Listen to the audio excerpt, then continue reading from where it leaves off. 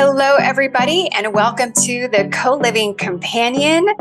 This is another interview with another subject matter expert to support you if these are some areas of life that you're experiencing that can also be helpful, in addition to the practical things that I provide to you in the guide. So my guest today is Miche le Heffron. And she is a life, relationship, and divorce coach. She's also a Calling in the One coach, and she has her own podcast, and she's a writer. So Michelle, a little bit more about Michelle. She draws on her own life experiences from divorce, career transitions, money issues, and relationship dynamics to help other people navigate through their own life transitions. And her personal belief in the power of coaching is a living testament to what's possible for us when we simply let things go, ask for help, and open our hearts to see what else is possible. Whether faced with something as monumental as a divorce, becoming an empty nester, or simply looking for what's next in life. So I'm happy to be here with Michelle. And just a quick skinny about me. I too have been coaching for a long time, almost 20 years at this point. I've worked with many different niches, but at this point, I've worked with a couple hundred clients, and I've also done hundreds of workshops in the realm of team coaching. And I mostly do success, business coaching, and career coaching. So thanks for being here and thanks for listening. So Michelle, happy to have you here. Thank you. I'm so honored to be here with you, Alanna. Thank you. Thank you very much. Yes. So I'm excited to offer another good conversation and some helpful tips or even anecdotal examples that they might find themselves in. So I know you had a chance to take a look at the book. Apart from that, in terms of the work that you do, and you do cover a number of areas, but overseeing those kinds of experiences and challenges that people go through, whether it's divorce or being a widower and having to start over, and how that might also relate to a new living situation. What are some of the things that you've observed? Oh my goodness. It's all over the board, really. But I think one of the biggest things, especially for women, is, are they going to be financially okay after this? What are they going to do with their lives? I tend to work with a lot of people in their, 40s, 50s, and 60s. Mm-hmm. And when you're a woman who is, in your mid 50s or 60s, and you're faced with, or possibly already in a retirement kind of situation, and or your children have already left home, and you're really finding yourself alone, especially if you're going through a divorce, you are really wondering, what am I going to do? What's next for me? How am I going to live? Where am I going to live? Because it's sometimes not possible to stay in the home that you've been in. And so there's just so many pieces of it. And I think the biggest fear for people oftentimes is just the fear of the unknown and what's going to happen to them. Yes. You could look down at the specific brass tacks about it, but what you just mentioned there, I think, is the biggest thing. It's the fear of the unknown, and that question of, am I going to be okay?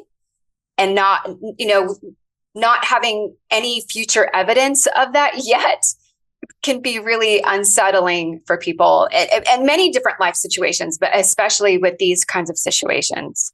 Yeah. Absolutely. I'll just give you a quick example, if that's okay. But when I went through I've been through 2 divorces and have learned so much from them. But the last one was 15 years ago, and I was almost 50 years old, and I had given up my career to stay home and raise my son, which was really a gratifying thing to do. But when I went through the divorce, I didn't have a job. I found myself having to move out of our big home and into a small cottage, pretty much furnished with secondhand things. My husband at the time had taken me off of our bank account. So I didn't even really have access to money. And the unknown for me was one of the most debilitating things because I just was so afraid, and I was afraid of so many things. And at that time, I had a daughter in college and a son who was going into middle school. So I kind of had this, two different family situations on top of it all. And that unknown piece of it is terrifying. Well, and I know you didn't say this, but what I heard as potentially why the unknown was so terrifying is because in a marriage like that, and I've never been married, admittedly, but I know many who have, and many who have gone through divorce. And unfortunately, now that I too am in my 50s, people that have been widowed, but I've known people in a similar situation where their husband took care of everything. And in fact, without necessarily being accusatory, some men make it such that the woman doesn't have access. Maybe it's on purpose, maybe it's not, but it's that I'm going to take care of everything. And that can be, I would imagine, comforting, especially from previous generations where that was kind of the norm and expected in terms of the dynamic of the marriage.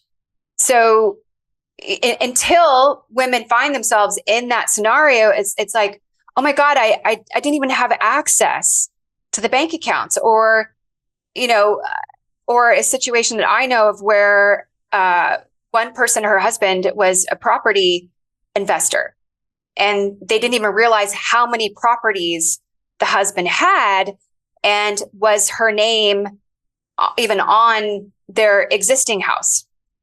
Yeah. And I see it in my own clients all the time now. And again, it was 15 years ago I went through that, but what I learned through the process, I've learned so much because I did just about everything wrong when I went through it, because I didn't know any better and I thought I could figure it out. But that there's so much more that you have available to you. But it's about asking all the right questions and getting the right people on your team, and then also knowing that you will be okay. It's just really scary, especially because sometimes your lifestyle changes so dramatically in a minute sometimes. And that can stop people in their tracks too. Yeah. Yeah. I mean, I've heard different scenarios where it was actually the woman who got real with herself first to realize this isn't working. I'm not happy. We're not good. This isn't going to serve any of us if we stay together in this way. And she was the one to initiate it. Whereas sometimes it's sort of like, what? And it can be kind of a shocker, especially if there's a lack of communication or deeper communication in that relationship. And it's just habitual. And it's what you don't know until it becomes necessary. And,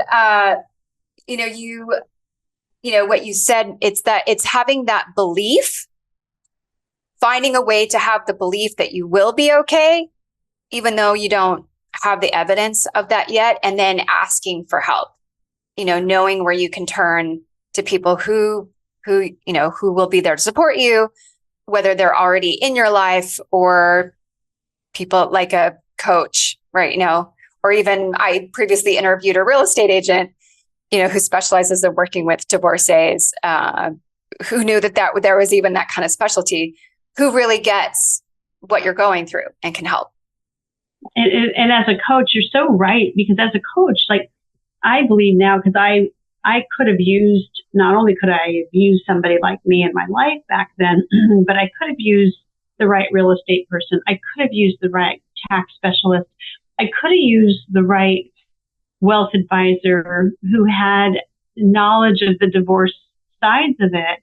And then I could have had, like right now, when my clients, I help them actually select the right type of attorney, because like doctors, all attorneys aren't the same. And some of them are heavy litigators. Some of them want to be or, go down the mediation route. Some of them, they're all over the board. Some of them just want to continue to charge and charge and charge. They're not all the same. And having somebody guide you through the process, I think, can ease a lot of emotional instability and help with better decision making, but it also save you a lot of money in the long run. And when the divorce specialist in that real estate arena, having somebody like that, if there is real estate involved, is so important, because these people then know where to steer you because they are also trained in it. I can't speak loudly enough about having the right people on your team when you go through this. Yeah, I can imagine. Well, and that's one of the reasons why, I think I shared with you when you and I first met, I had originally written this book over 20 years ago and just kept adding to it and changing it over the years until I think I finally was ready to do something with this just a short time ago, not even realizing how much it is helpful to this demographic that we're talking about, especially to say over older women who are going through these kinds of circumstances. But I wanted to just provide a practical guide where you can help yourself, like empower yourself, figure some things out for yourself. It's going to require a little bit of work and homework and self-reflection, maybe a few exercises, and then go find those experts that can help you in these specific areas, whether it's, like you said, an attorney or a wealth advisor or even a coach to partner with you. That's going to do it differently than, say, a friend will. And I love friends, because friends are so important, and so is family. But oftentimes what I find is that, these people are often projecting onto us what they're experiencing. And it sometimes isn't very helpful, because a lot of people are going to be telling you what you should do. And that's not their role, really. They're there as a support, but it's really hard. And then I feel like sometimes people feel pressured into doing something that somebody says they should do. Like, for instance, my father, and he was probably correct. He wanted me to hire a shark. Well, I'm not that type of person. And I think that was part of my own, like, is this just my dad talking, or is this logical, or does this make sense? I didn't know. So, but when you have somebody who isn't so closely related to you to help guide you, it can make a huge difference. And, kind of getting back to your book too a little bit, I think one of the nice things about this book is that it really, if you are in a place where looking into finding a cohabitating situation, or, in the olden days, we called it a roommate,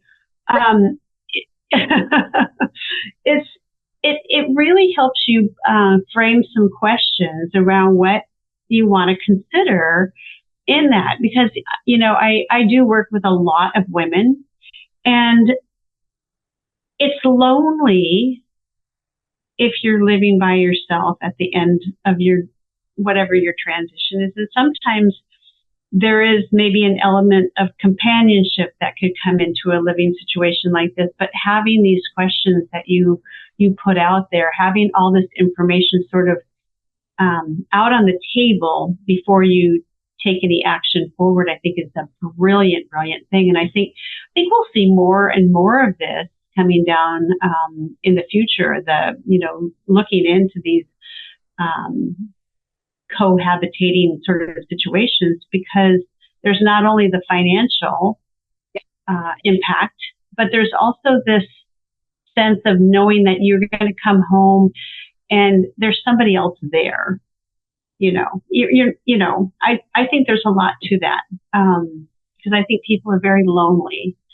And this is a really, really important thing to consider when you are kind of venturing out. And do I want to be alone, really? Or do I just want to have somebody that, maybe two nights a week, we might be home at the same time and we have dinner together? I don't know. I mean, that gets to be everybody's decision, but I think it's a brilliant thing, because I don't think anything else is out there like this.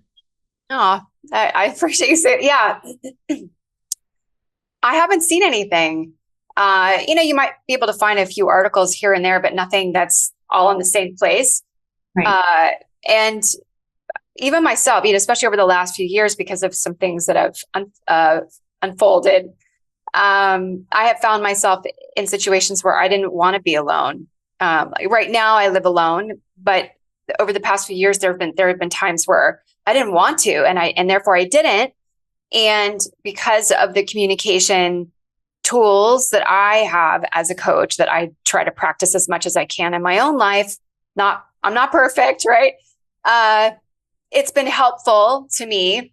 That said, there was one time I didn't make a very good decision because I went into it more emotional and felt rushed. Like there was like that urgency energy kind of pushing me, and I probably should have taken more time. And I lived with two other women, and one was great, the other one was not. So just it kind of furthered my own personal lessons, and that's why I think, of course, I'm biased, but like I think this guide is helpful because it helps you to kind of slow down and go, wait a second.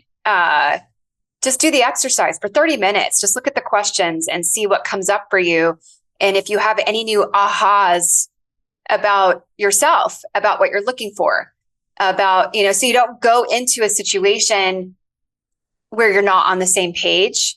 And then that can cause unnecessary awkwardness or tension. And then now you find yourself in a situation where you're like, this isn't what I wanted, Yeah.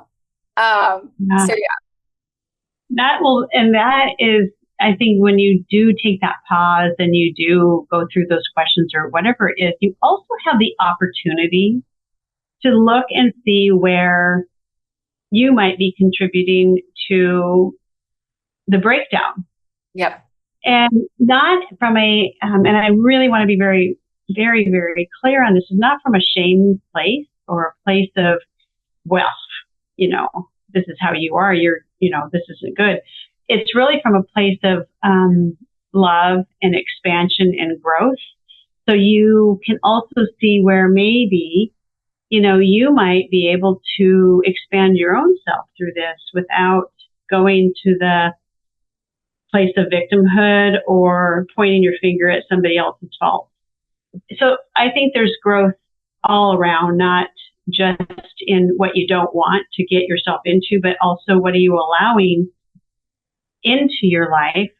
You mentioned that calling in the one, but there's a lot of the work that we do in calling in the one is like, what are we allowing into our life, and what are we attracting into our life, and how maybe, or what maybe can we let go of, so we're not bringing more of that in, and we're bringing in what we do want in our life. So there's a way to, really call that in for ourselves. It's it's what are the ways that these experiences, even if there is tension or awkwardness, it's like, okay, like you said, what was it about me? Like, what am I contributing here? What can I learn about myself? I got myself into this, and maybe there's a lesson here that I'm supposed to learn so that I can walk away from this becoming a better person, and not sinking into that place of victimhood, as you mentioned. And, so what are some other ways that you see living with someone else that could be healing? And then also the process by which you do it that could be healing? Gosh, I think that, having some shared interests can be healing. I think,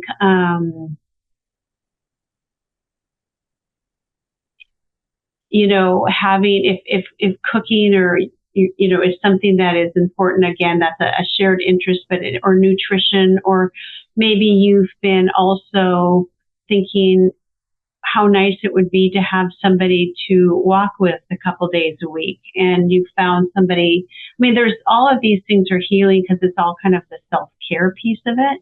But then also being able to understand that you get to set up some healthy boundaries for yourself too, because it's also important, no matter even in a married situation, it's in my mind, very important that you still have your own time for yourself, and because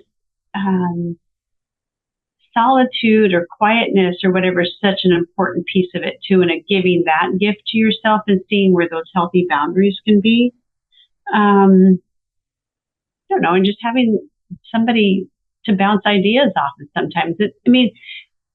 Roommates or cohabitating partners aren't necessarily going to be joined at the hip, and which is okay too, but also just knowing that you've got somebody there. I just feel like sometimes it's like having a cat that you can have coffee with in the morning. I love it. Yeah. Yeah. What do you think is the most practical part of this guide that you would want to bring attention to? I guess I think part of it is the overall essence of what it's trying to share for people. I think that discerning whether or not cohabitating with the roommate kind of a situation is the right thing for you. Yep. Taking your time to go through that process, giving yourself permission to explore what that might look like. I think the part of it about, really coming up with what are the kind of questions that you want to ask about and talk about? Because things are in many ways value-based. And so making sure if you're going to do this is utilizing your own values, and your values are your values. And if they're aligning with somebody else's, they don't have to be exact. But if somebody is so far off base with a value of yours that it's going to be a deal breaker, give yourself permission just to say, you know what, I'm not going to try to fit into that box. I'm going to move on because something else is out there for me, and being okay with that, and not taking things personally, because this isn't about you or how you are and how you want to define yourself. This is about what can I make work here in my life, and how do I do this in a harmonious and beautiful way that I feel comfortable living in this space with another person. And I think that in large part, that is part of that kind of self-discovery. Yeah. In coming through this too. Yeah. It's funny, this permeates into so many areas. I just did a coaching session earlier with a client who works at a tech company. And, even though she's not cohabitating with her boss, really looking at what are you emotionally reacting to, and how might you be taking that personally? And, if you look out and up, and the same can apply to, say, having a roommate or a housemate. What's your common purpose, or what are you both here for? And, how can you support yourself in getting that? And then using effective communication to really get on a similar page. It doesn't mean you have to agree with each other. It's just, how can we get on the same page? And this same can very much be done in an environment that you're living in. And so, based on, before we start to wrap up, based on your areas of expertise around this topic, what practical tips or advice would you give to people from your own experience, or what you've observed in your clients considering all this? I think one of the biggest things is taking that pause and understanding what it is you want and you need in your life. We so frequently blast into action without really feeling into what our heart's telling us to do. My biggest thing is, your heart or your head it thinks, but your heart knows. And what the trick for us in so many ways is getting very, very quiet and listening to what our heart is trying to say, and getting our head to follow. rather than our head trying to drown it out, saying, no, no, no, no, no, no, no, you got to go straight over here and do this and this and this. And because it's so easy of us or for us all just to blast into action because we think we know what we need to do. Yep. And the power of pause is one of the most remarkable things in all of the work that I do in any of these areas, because it also helps us just kind of calm ourselves a little bit and get centered.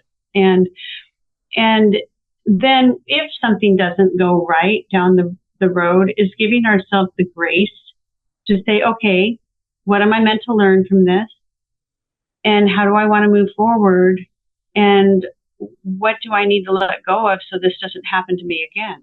Or that I don't invite this into my life again? And these are muscles that need to be exercised because they're counter to what we normally think of in our lives. And yet the old way of doing things is what got us into what the situation was and that we're trying to come out of. And then the other piece I would say is that, remember that you're not running away from something behind you. You're running to something that you want in your future, and being forward thinking about where you want to go in your life, and not about what you don't want, but really what you do want. Because as you know, Alanna, you get what you focus on. Yes. Yes. Yeah. I love that. That's such a great reminder of being aware of, are you running away from something? Like, what's the primary driver here? And to shift it. Exactly. Are you running away versus are you going towards? Exactly. Yeah, I absolutely. And I wrote two other things down that you said that are really impactful. One is we distract ourselves by doing. We don't take a pause. We just, and other people are usually to just go do something. Just go do that. Just go do it. Right. It's like, stop, so get out of your head and stop thinking about that. And there's something to be said about getting out of our head and connecting with our heart. Right. But instead of distracting yourself by the doing, it's taking that pause, giving yourself permission and the power to pause. And then, I just over the past few years, I've always been a geek about brain science, but I've been really getting into the heart science. And just last week, I watched this podcast where somebody was reminding the audience how we actually emotionally connect with our heart first. Then we think logically about what we're doing, but we emote first. We get into the emotions and connect with our heart first. And then that sends, as I learned from heart math, that sends the information to the brain. So to be really aware, and the best way to get clear on what this is telling you is by taking that pause. Because if you skip that step, then you might take an action that, you're still going to learn. Hopefully you're still going to learn from it no matter what, but you're going to take an action that later on you'll be like, oh man, yeah. Well, there is that. And then it's also like getting back to that is that, the people is like, well, I can't sit still. And I go, well, you can. It's actually really a choice. And so, and you can label yourself as all these different things that, I'm a multitasker, I'm this, and this, and this. I'm like, well, but you don't have to be. You choose to be that. And so if you really wanted to take that positive down, it just takes it's like going to the gym. You have to practice it ongoing. It's not something that you can, like I always tell people, you can't read a self-help book over the weekend and expect your life to change. Right. The application of it is where the beauty comes in, right? And you might even have to go back and reread a chapter, yeah. Absolutely. Yeah, anyway. So in wrapping up, is there anything we haven't talked about that you want to leave the audience with, just something to think about or something to know? I guess, and this isn't meant as a service, a self-service to you or I necessarily, but, when I found out how powerful getting help could be, it changed my life. It literally, I don't know where I would be today had I not decided to invest in myself in some way. And there's so many great coaches and people out there who can help. But before you embark on something really monumental, or if you're going through something like a divorce, or you're about to become an empty nester and you don't know what purpose you are to the world or how you fit in, it's a great time to sort of look into where can you get help for that and get some guidance with, I just feel so strongly about the work that we do, that I really feel like we are of service to the world. And it's, when you get to find your gift, this wasn't what I set out to do with my life. Right. And when I discovered that my gift was in this area, I finally stepped into my ownership of it and said, this is what I meant to do. And so I do feel like if people just could tap into some of those resources, they would expedite where they are. Yeah. Help accelerate. And accelerated. There's a quickening of the beautiful things that can come your way. So I guess that would be one of the areas, and just not doing it alone. Yeah, because they don't have to. And how nice is that? Yeah. Yeah. I had a client that I have right now, when we did our consultation, where he said, let's do this. He said, I used to scoff at people who would hire business coaches, and now I'm understanding the value. And the thing is, if you're going through the kinds of situations that Michèle and I have talked about today, you could probably do it on your own. But I totally am with you. I've seen the acceleration in the process by having someone like a coach work with them. Yeah. And, or at the time when you feel like you're at that tipping point where it gets really, really tough and you want to just give up or give in and retreat. That's the part where you've got your back the most to say, we're not going to let you do that. You've come too far. We believe in you. Sometimes believe more than you believe in yourself. And we're going to help you get over that hump. So, yeah. I think that's really cool. I still work with a coach because I really believe that it's helping me to see things that I'm not seeing, helping me to unblock. I mean, we all have blocks. We all have things. We all have these anchors that are holding us back. And anyway, so I think that is part of the awesomeness of this, and just keep learning. Yes. All right. Well, how can people find you? So if people that are listening to this, and apologies if you're hearing any major noise in the background, but this is a side passion project for me. I did this, I wrote this book like 20 years ago intending to publish this. And then I finally, it's the perfect time to do this. And the reason I'm interviewing people like you, Michèle, is because I don't necessarily want to coach people in this way. I wrote this guide and I'm hoping this guide is valuable to them. And, that people like yourself can then help them if they need something more than just what, say, my guide can provide them. So how can people find you? Yeah, so my website is michelleheffron.com. I have a 1L Michèle, Michele, and it's HEFFRON.com. I offer free consultations, and I love to just explore with people what's possible for them. My podcast is called Getting to the Heart, Life, Relationships, and Divorce. And I'm on the socials, LinkedIn, Facebook, and Instagram. So come find me. I also send out, I write a lot. I love to write, and I have a weekly newsletter. And and then I also have a public or